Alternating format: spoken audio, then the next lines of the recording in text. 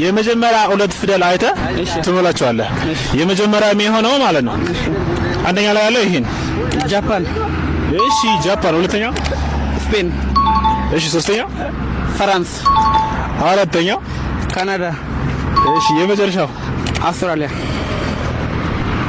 አውስትራሊያ ይላል። አርገኛ ነው።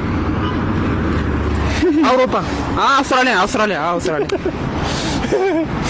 እሺ በ2099 የተወለደ ህፃን በ3001 ስንት አመት ይሆነዋል? አላውቅም።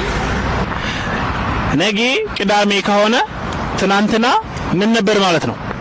አርብ ነው። ከዛሬ 20 አመት በፊት 20 አመት ነበርኩ። ከዛሬ 20 አመት በኋላ ስንት አመት ይሆነኛል?